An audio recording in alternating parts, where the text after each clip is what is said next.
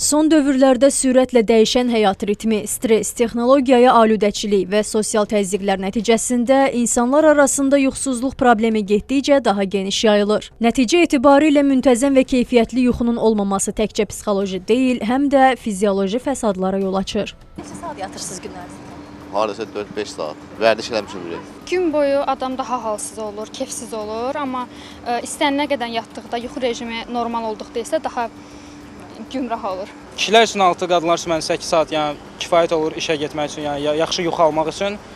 Belə amma 4 saat yatıram, belə 6 saat, belə az yatıram belə. Yorğunçuluq olur işdə, yuxu gəlir, elə belə adam istəyir uzansın biraz.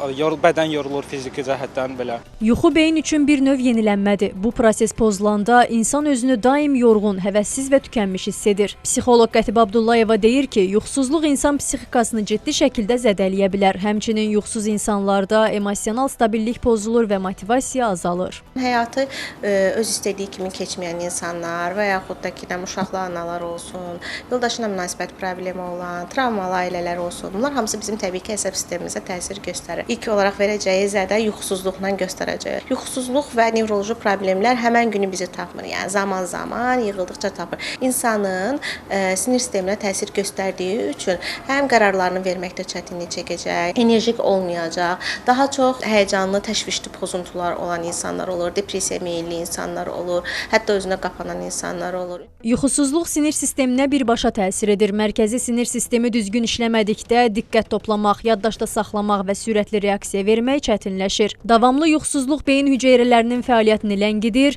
nəticədə həm qavrama, həm də reflekslər zəifləyir. Kişilərdə daha çox rastlaşırıq da. Məsələn, xanımlar fiziki olaraq yorulur, uşaq, ev falan, belə deyək, yorğunluqdan, fiziki yorğunluqdan yata bilirlər. Məsələn, bəylərimiz bəzən özünə qapanıq olurlar, hər şeyi paylaşmadıqları üçün daha çox yuxusuz tip insanlar olurlar. Məsələn, xanımlarımızın şikayətində olur ki, ailə terapiyalarında bəylərimiz məsələn gecələr yatmır, fikirləşir, davamlı məsələn. Telefonun da burada rolu deyərəm ki, çoxdur. Bizim sosial şəbəkələrdən çox istifadə eləməyimiz, bunu da baxım yatacam deyirik və baxa-baxa bir də ayırırıq ki, artıq saat neçədir və gecə yatırıq, səhər hər kəs iş başında olmalıdır. Yuxusuzluq bizim işə, ünsiyyətə, insanlarla münasibətimizə %100 təsirini göstərəcək. Yuxunun azlığı bədənin ümumi müqavimətini də azaldır. Terapevt Mətanət Cəfərovanın sözlərinə görə, yuxusuz qalan insanlarda immun sisteminin fəaliyyəti zəifləyir. Bu isə virus və infeksiyalara qarşı daha həssas olma deməkdir.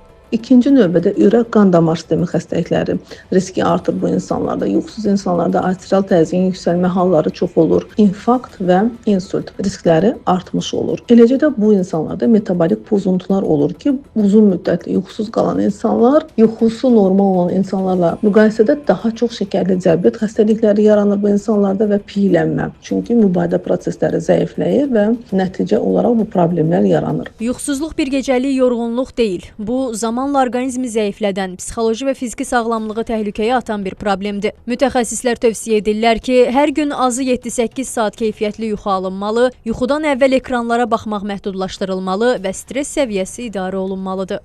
Ayşən Sərdar qızı, Samir Qasımov, Xəbər Ertəsi.